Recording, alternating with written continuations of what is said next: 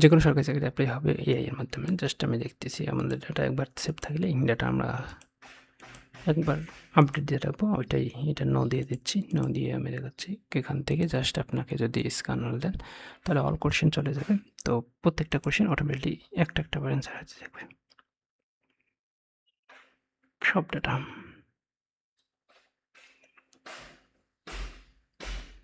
আপনাকে ম্যানুয়ালি কোনো data put করতে হবে না, ও সব ডাটা এখান থেকে একটার পর একটা দিতেই থাকবে।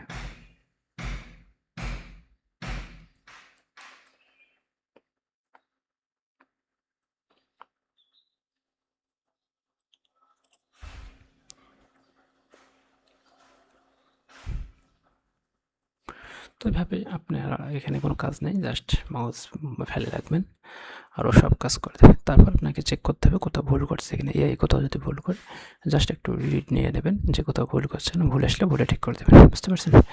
তাহলে অলমোস্ট এভরিথিং পারফেক্টলি কাজ করে দেবে আপনার।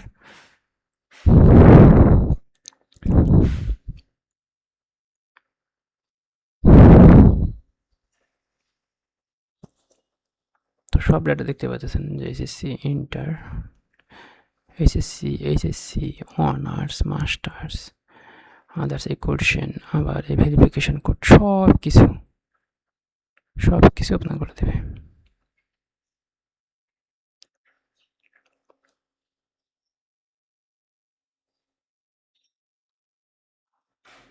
কোনো হিউম্যানের আপনার দরকার নেই, দেখতে পাচ্ছেন কীভাবে অটোমেটিকলি আপনার এখান থেকে চলে যাচ্ছে।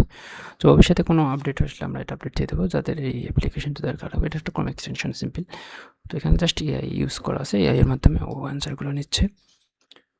আর অ্যান্সারগুলো আপনার যদি 100-200 প্রোফাইল থাকে, 100-200 প্রোফাইল মানে যারা বিজনেস করে তাদের জন্য বলছে 100-200 প্রোফাইল একবার সেভে থাকবে, পরবর্তী নাম্বার সার্চ দিলেই ওই ডাটাটা চলে আসবে, বুঝতে পারছেন?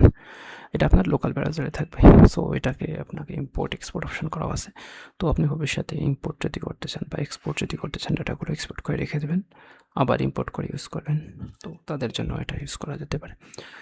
তো আমরা সব কিছু দেখিয়ে দিচ্ছি যে এখান থেকে সব কিছু সেভ করে দিচ্ছে।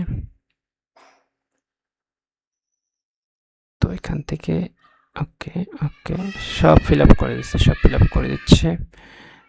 এখান থেকে yes or no and select yes or no and put করে দেবে।